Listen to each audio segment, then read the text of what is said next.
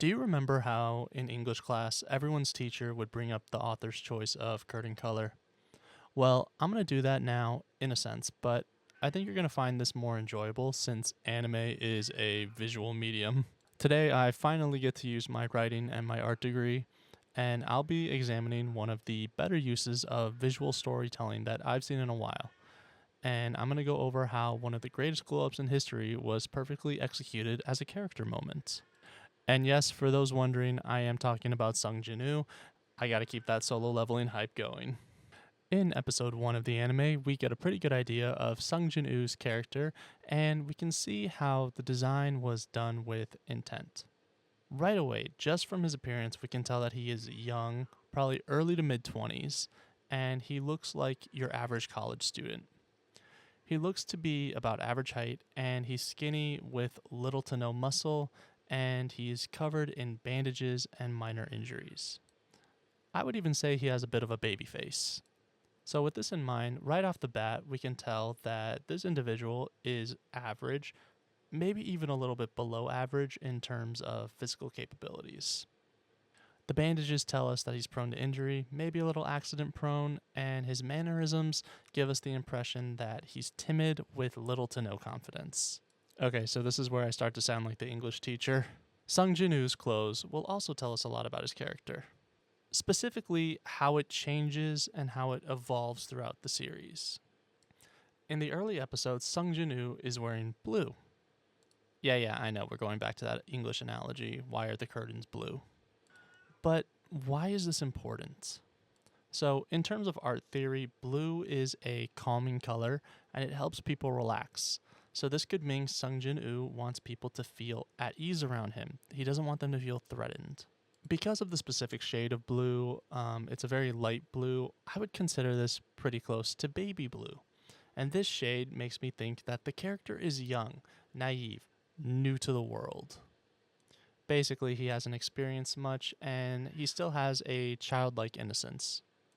Overall, this design works really well to emphasize that he is the lowest rank. All of the design aspects work to show us a visualization of someone who isn't cut out for fighting monsters. And then the double dungeon happens, and immediately after, we start to see a change in appearance. Sung Jin-woo starts working out, and he starts changing super fast. Gotta love the newbie gains, right? So he not only puts on some lean muscle, but he also starts to look taller and he starts to hold himself with a bit more confidence. Right away, we can see that his face shape becomes more angular, as well as giving him a more striking appearance. Again, with this physical change, his confidence improves and he's no longer as timid, and it's even noted by many to be very different from the Sung that they knew before the incident. Jinwoo's confidence leads him to have a much different demeanor. People are drawn to him now, and they are staring in awe, whereas before, especially in the novel, people used to make fun of him for being so weak.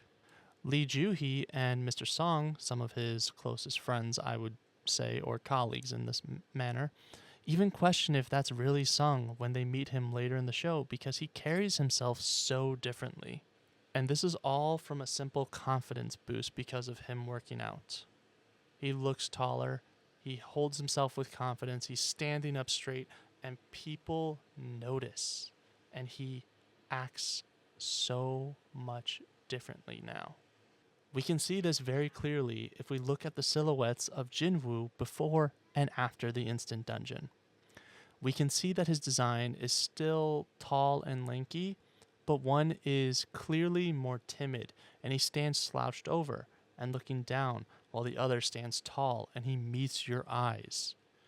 These little details slowly emerging right in front of our eyes as readers and as viewers really show us that the character is developing in real time.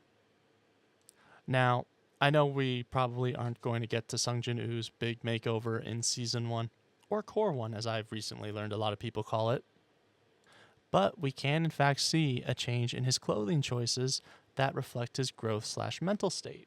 Remember how I said that Sung Jin-woo's blue hoodie made him look young and experienced? You might also notice that throughout the show, his hoodie is changing color and style. At first he's wearing a pullover blue hoodie. This can tell us a few things. First, the hoodie provides comfort and it's a baggy fit.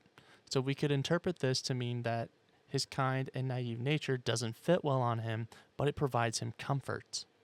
As the show progresses and Sung Jin-woo starts to level up and face challenges, he worries about his humanity being slowly chipped away.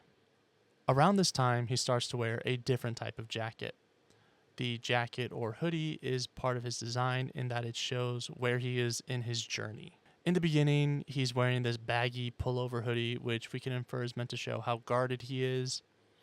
As Sung Jin-woo gets stronger and more confident, he starts to wear open or zip-up jackets and hoodies. These two traits in his clothing work well together because as he gets stronger and he loses more of his humanity, in a sense, he's flaunting his power more and more because he starts to feel invincible.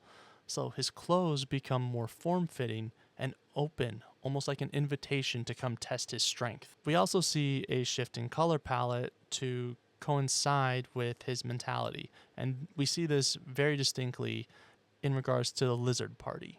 Once Sung Jin-woo has killed for the first time during the next dungeon, he goes into it wearing gray. The gray can symbolize that he's not fully gone yet in terms of losing his humanity, but he is slowly becoming tainted.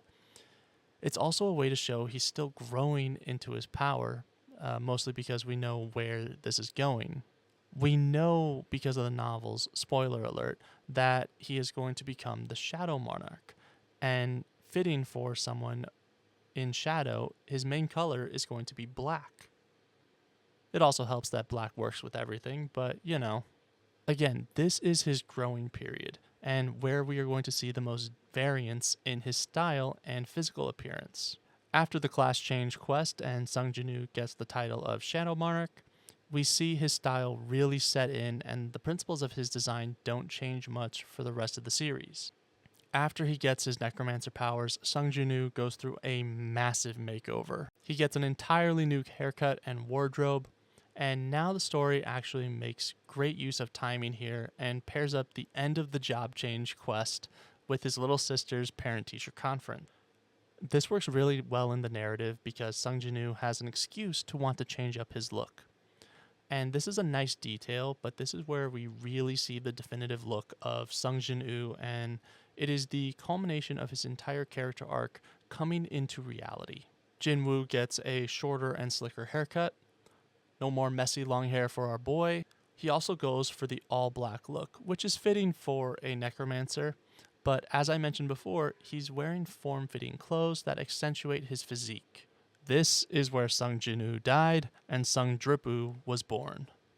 The only addition to his general look will be his jacket. The jacket is always black and more of a long coat now that acts like a cape or a cloak. Again, fitting for someone with the title of Monarch. And with that, we've gone full circle. Sung Jin-woo's outward design perfectly mirrored his inner journey and was used as a masterclass in visual storytelling and character development. It is truly amazing how much thought went into this, and I hope you found this topic useful. If you stayed this long, thank you so much for watching. If you want to see more, please leave a like and subscribe. I have plenty of videos on character analysis and writing coming up, so stay tuned. And if you're interested in the solo leveling manhwa, please check the links in the description. These are affiliate links, so they really help me out. If you guys like this video, please check out some of my other solo leveling content and let me know in the comments what you guys would like to see more of from me. And again, thanks again for watching, and I'll catch you guys later.